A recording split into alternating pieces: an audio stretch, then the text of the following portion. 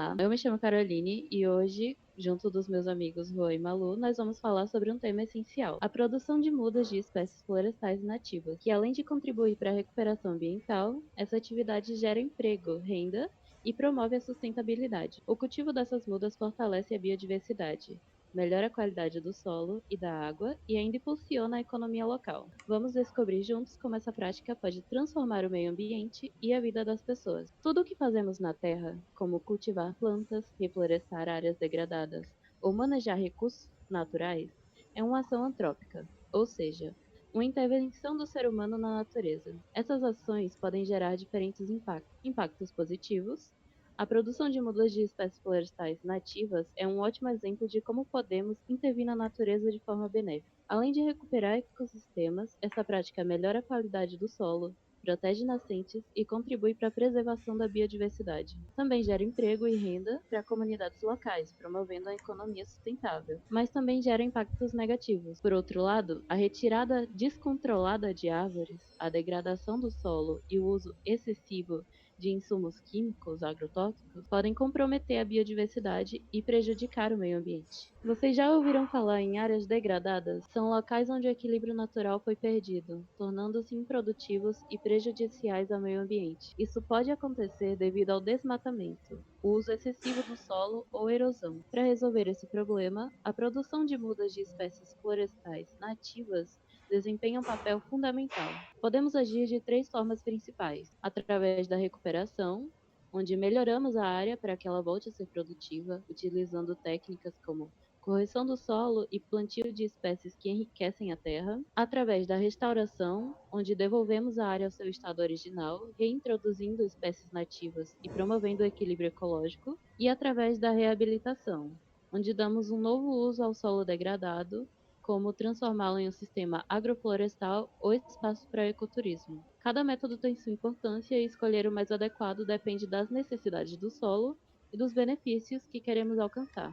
Existem diversas formas de recuperar áreas degradadas, e a produção de mudas de espécies florestais nativas é essencial nesse processo. Existem três métodos eficazes: através do plantio direto, onde escolhemos espécies nativas que melhoram o solo, atraem polinizadores e aumentam a biodiversidade. Árvores frutíferas e leguminosas são ótimas opções para esse tipo de recuperação. Pode ser também através da nucleação, onde criamos pequenas ilhas de vegetação que aceleram a regeneração natural. Com o tempo, pássaros e o vento espalham sementes e ajudam a expandir a cobertura vegetal. E através de técnicas mistas, onde combinamos diferentes espécies e métodos para tornar a recuperação mais rápida e eficiente, promovendo um ecossistema equilibrado.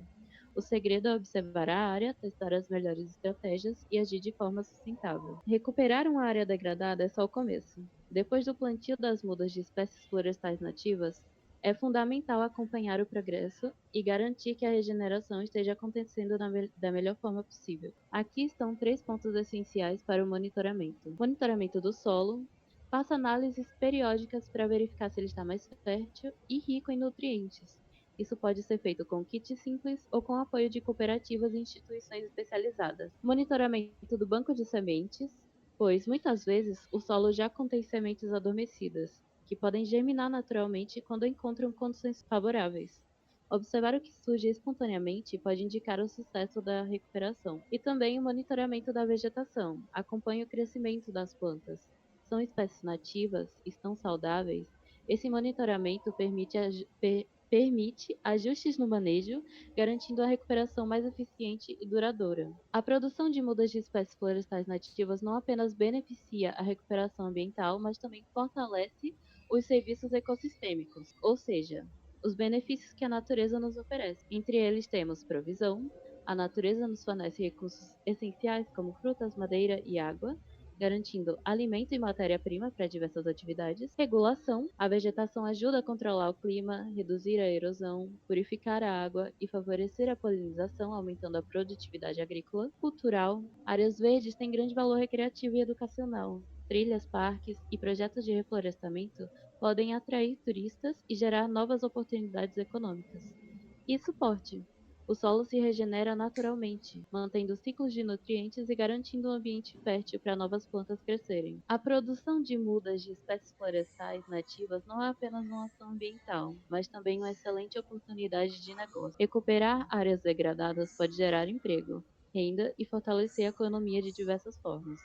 Através de empregos diretos, é possível contratar pessoas para coleta de sementes, produção de mudas, plantio e manutenção das áreas em recuperação, através também de cadeia produtiva, onde muitas espécies nativas, como o baru e o pequi, possuem alto valor comercial.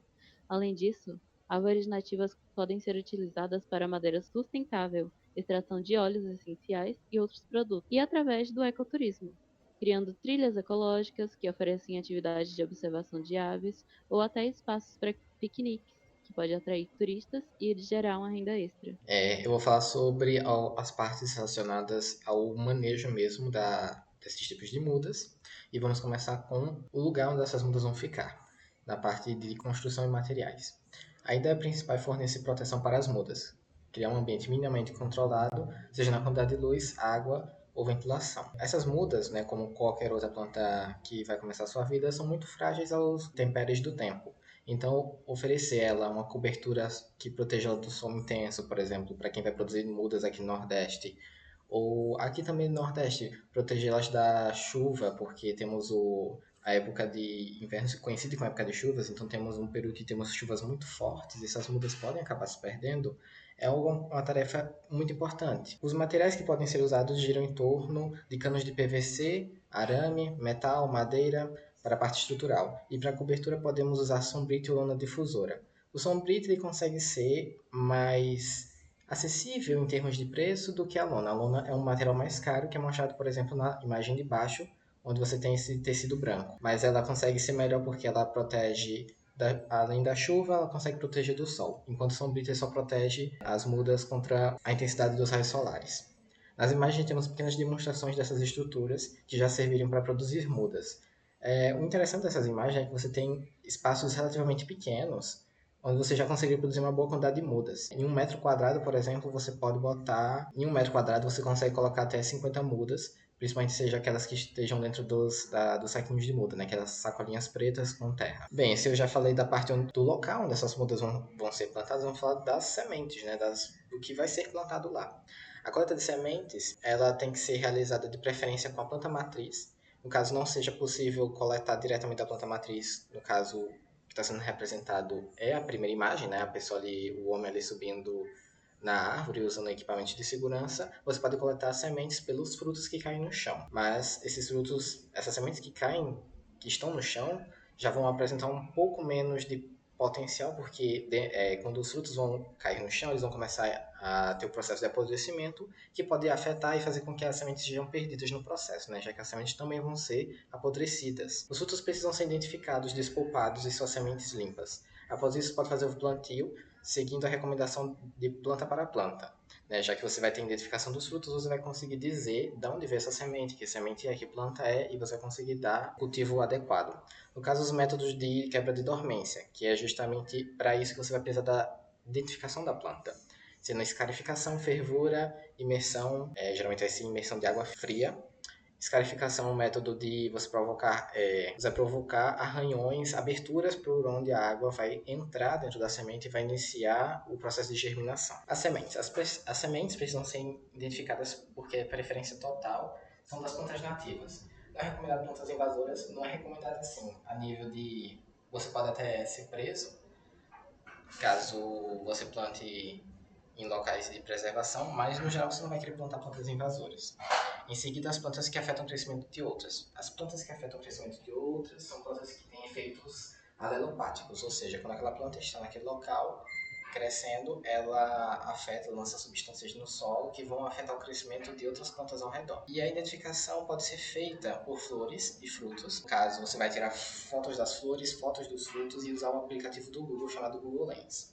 Esse aplicativo ele precisa de internet, porque ele vai ser basicamente um buscador, é o buscador do Google, né? Onde você vai botar essa foto e a partir disso você vai poder ter um caminho para identificar sementes.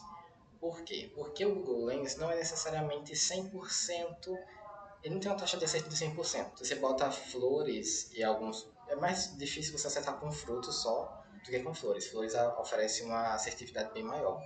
Mas aí você vai ter um caminho para seguir para tentar identificar as sementes. É possível ter uma ajuda na hora de saber o que está se plantando, além de listas de árvores nativas online.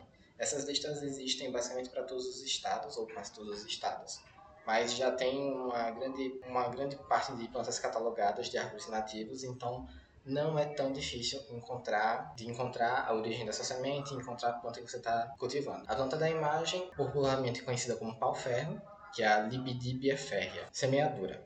As sementes podem ser plantadas diretamente no solo, o que pode gerar muitas perdas por pragas e doenças. Outro modo é a bandeja de sementes. A bandeja de sementes é levando em consideração que o produtor já vai ter aquelas bandejas de sementes, seja para, por exemplo, plantar alface. Bem, reutilizar materiais que você já tem. Prepararia a semente no banco de sementes normalmente e depois que elas já tivessem minimamente crescidas, você tem que fazer um processo chamado repicagem, que é pegar essas mudas pequenas e muito delicadas e transplantar para os lugares que elas vão crescer, né? Vão ter mais tempo para crescer. Que no caso vão ser os saquinhos de mudas, tipo na primeira imagem ali. O substrato pode ser uma mistura simples de terra comum com esterco de boi ou galinha. Essa mistura já é muito suficiente, principalmente levando em consideração o plantio de plantas nativas. Como a gente vai dar preferência a plantas nativas, as plantas nativas já estão acostumadas com a terra, o solo onde elas vivem. Geralmente o solo não vai ter todos os nutrientes, então essa mistura simples de terra com esterco já vai conseguir ajudar a maior parte das plantas nativas. Mas é claro, consideração a identificação da planta para saber se ela precisa de algum tipo de cultivo mais específico. A irrigação pode ser feita reutilizando os equipamentos que o agricultor já tem.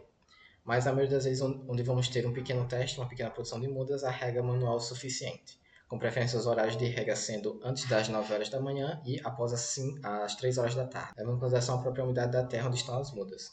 Em caso de excesso de água, as mudas também são prejudicadas. Eu vou falar sobre a adubação. E a adubação é uma das principais técnicas para nutrir as plantas. E a adubação possui duas formas que podem ser utilizadas. A adubação orgânica, que pode ser utilizada materiais naturais, como esterco, compostagens e humus de minhoca. E o segundo tipo de adubação é a química, onde são utilizados fertilizantes como NPK, seja nitrogênio, fósforo e potássio. Porém, utilizado de forma inadequada, pode causar danos irreversíveis ao solo, como a salinização. Por quê? Porque o nitrogênio é o que vai sair mais rápido do solo, prevalecendo só o fósforo e o potássio. O fósforo e o potássio, como ele tem uma grande dificuldade de se diluir pelo solo, grande fixação no solo, ele vai salinizar aquele solo, fazendo com que nenhuma planta consiga crescer pelo alto grau de salinidade. A gente tem também o processo de rustificação. O processo de rustificação é o processo de adaptação, onde as mudas passam por um estresse, seja hídrico, seja solar, para que elas possam se adaptar melhor à forma local onde elas serão plantadas. E esse processo é importante para criar mudas resistentes aonde elas forem serem plantadas. Preparo do local é também um dos tópicos mais importantes que a gente tem nessa apresentação, porque é onde as mudas serão plantadas. E o preparo local deve ser feito para que a muda, quando plantada, tenha um maior sucesso de adaptação ao ambiente. O preparo do solo deve ser feito primeiro por uma limpeza, onde se tira as ervas daninhas ou qualquer elemento que prejudique as mudas no futuro. Em alguns casos, é necessário um teste de tipagem do pH do solo, para saber se a muda pode ser plantada naquele local. Mas como a gente está falando especificamente de plantas nativas, é muito provável que já exista uma pesquisa para saber se aquele solo pode ser plantado, aquela muda, então talvez não precise de um teste de tipagem. Para o processo de reflorestamento seja feito de forma correta, nós temos os métodos de plantio, sendo eles o plantio em linhas, onde as mudas são plantadas em linhas retas de forma paralela. Assim, as mudas podem crescer de formas uniformes e todas juntas, mantendo assim um certo controle. A gente temos também o plantio direto, onde a semente é plantada no solo não revolvido, ou seja, ela não tem aquele solo que não é tratado, não tão bem tratado assim, para a muda crescer, se desenvolver. Provavelmente esse tipo de plantio vai tornar a lua também um pouco mais resistente. A gente também tem o plantio a lanço, onde as sementes são jogadas no solo e precisam ser enterradas para que as sementes possam se desenvolver corretamente. É o método mais usado para os agropecuários. Mais correto enterrar porque as sementes podem se prejudicar, se perder com a água na hora da irrigação. Também temos o plantio aéreo, que utiliza aviões ou drones que irão jogar a semente no terreno. Esse método é o mais caro, mas também deve ser utilizado muito para terrenos que sejam muito grandes. Normalmente, a forma aérea é utilizada na hora de fertilizar as plantas e não na hora de fazer semeadura, porque tem um alcance maior na hora de jogar fertilizante, é mais produtivo para o agricultor. E bom, no mais é isso. Plantar uma árvore hoje é semear um futuro mais verde para as próximas gerações. Muito obrigada!